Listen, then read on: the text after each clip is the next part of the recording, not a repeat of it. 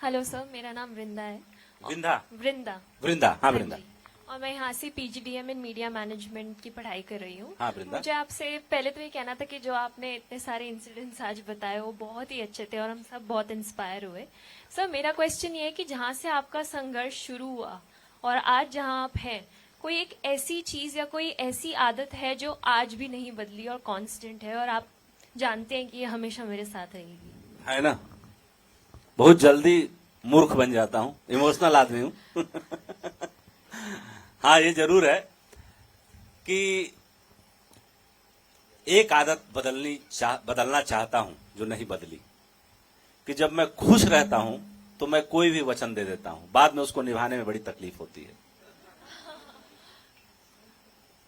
फिर उस वक्त बड़ी पीड़ा होती है, क्योंकि कुछ ऐसी चीजें हैं, मैं भी इंसान हूं, मेरी भी सीमा है, और दुनिया में परमात्मा ने सबको लिमिटेड चीजें दी हैं।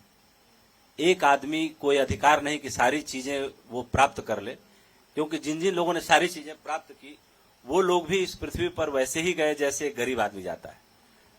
देखिए, हारता गरीब भी है, कमजोर भी है, और हारता शक्तिशाली भी है। अंततः सब हार जाते हैं। जो लड़ते हैं उनका हारना निश्चित है, क्योंकि प्रकृति का जो स्वभाव है, मैंने बताया ना, द्वंदात्मक है, डायलेक्टिकल है। तो जब आप सब कुछ प्राप्त करके लड़ना चाहते हो तो फिर परमात्मा आपसे लड़ना शुरू कर देता है, और फिर सिकंदर की तरह जब आप सब जीत लेते हो तो सारी दुनिया की दौलत रहते हुए भी इतना भी समय नहीं मिलता कि मां से और गुरु से मिल सको। फिर आप रोते हो, बिलखते हो, वैद्य को कहते हो कि पूरी दौलत ले ले, तो वैद्य कहता है कि आपको पता नहीं, एक सांस भी नहीं मिलती पूरी दुनिया की दौलत देने से। तो यही है।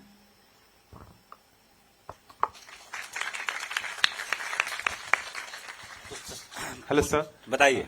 सर, मेरा नाम शाग्निक है। मैं एक प्रश्न पूछना चाहता हूँ कि हमारे जो 2 ग्रेटेस्ट एपिक्स है सर, रामायण और महाभारत, इसमें सर वुमेन वायलेंस बहुत ही ब्रूटली दिखाया गया है। तो आज के दिन में जो वुमेन वायलेंस हो रहा है, कहीं इसके लिए वो तो किसी तरह जिम्मेदार नहीं है? ये अगर आप मुझे बताएं। बहुत सही सवाल पूछा आपने। देखिए, समाज जो अभी का है या पहले का था, वो समाज पुरुषों का बनाया हुआ समाज था। जो समाज औरतों का बनाया हुआ था, वो समाज बहुत पहले पुरुषों की सत्ता ने, पुरुषों की ताकत ने मिटा दी। लेकिन जब समाज पुरुषों का बनाया हुआ है तो औरतों की सत्ता स्वीकार नहीं की जाएगी। इसी कारण से कुछ व्यवधान पैदा हुए। व्यवधान क्यों पैदा हुए? कि औरतों ने पुरुष जैसा बनना शुरू कर दिया। औरत की गरिमा थी औरत की तरह व्यवहार करने में, बने रहने में, लेकिन ये सारा सामंजस्य और जो इकोसिस्टम था वो पुरुषों ने बिगाड़ा। जैसे आज एक महिला को साड़ी पहना के सीढ़ी चढ़ाया जाए और सीढ़ी उतारा जाए, तो बहुत ही करीने से, बहुत ही लय से वो एक एक सीढ़ी चढ़ेंगी और वो एक एक सीढ़ी उतरेंगी। उसी महिला को प्रयोग कराया जाए, जींस का पैंट पहना दिया जाए और बढ़िया सा जो है स्नीकर दे दिया जाए, जूता पहना दिया जाए, वो 2-2 सीढ़ी टप टप चढ़ेंगी, टप टप उतरेंगी। यानी कपड़ा आदमी के पूरे बर्ताव में किस तरह का परिवर्तन ले आ देता है। तो जहां पूरा का पूरा समाज ही पुरुषों का बनाया हुआ हो, वहां स्त्रियों के साथ कैसा बर्ताव होगा। सन 1970 तक चीन में स्त्री के मर्डर पर कोई एफआईआर नहीं लिखी जाती थी। स्त्रियों का दर्जा वस्तुओं की तरह था। स्त्रियों को पैदा होते ही 4-5 महीने बाद जैसे पैर थोड़े उनके विकसित होते थे, उनको लोहे के जूते पहना दिए जाते थे, ताकि स्त्री पुरुष का कंधा पकड़े बिना 4 कदम भी न चल पाए। ये जो सो कॉल हमारे देश में जो फेमिनिस्ट लोग हैं, बड़ी बड़ी बातें करते हैं, अभी इस देश में स्त्रियों के लिए बहुत कुछ किया जाना बाकी है।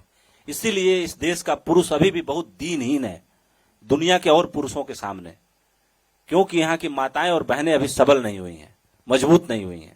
जिस दिन मजबूत और सबल हो जाएंगी, उस दिन 50% अस्तित्व जो है पुरुषों को और ज्यादा उठाएगा, ऊपर ले जाएगा। अभी 50% अस्तित्व दुखी है और कहीं ना कहीं आंसुओं से रो रहा है। और बताइए। गुड आफ्टरनून सर, मेरा afternoon. नाम बैसाखी है।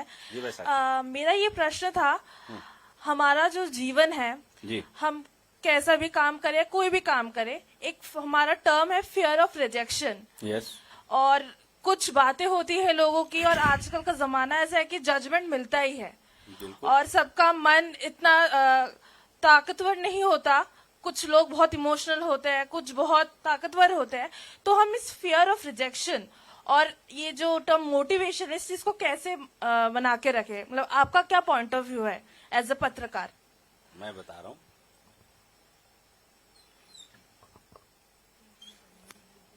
जो फियर ऑफ रिजेक्शन है वो आपके खालीपन का परिणाम है, और जब आप सही चीजों से अपने को नहीं भरते हैं, जैसे 1 मिनट के लिए एग्जांपल बताऊं, मैं मीडिया कैरियर में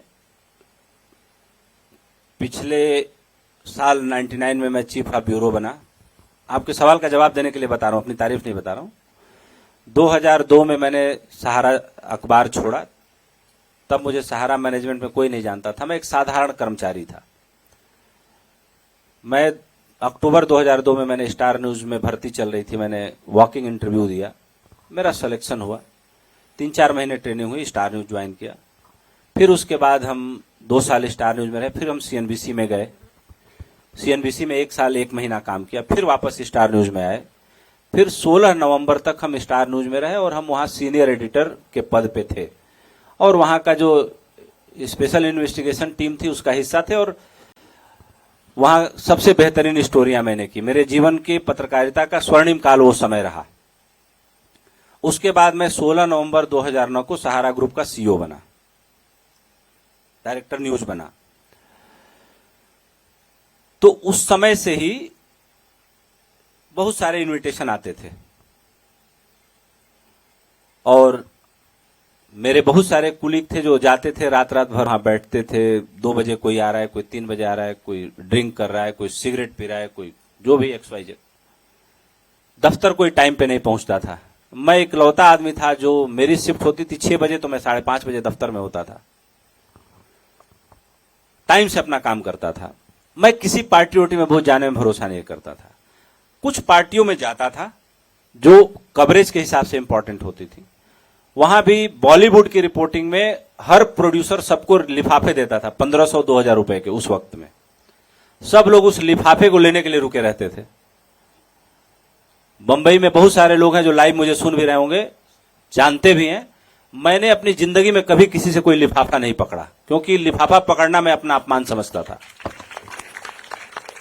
तो जो फियर ऑफ रिजेक्शन है, वो फियर ऑफ रिजेक्शन इस बात की सूचना देता है कि आपके अंदर कहीं ना कहीं गहरा खालीपन है, और आप अपना काम उस तन्मयता से, उस इच्छा से नहीं कर रहे हैं, उस क्रिएटिविटी से नहीं कर रहे हैं जिससे करना चाहिए।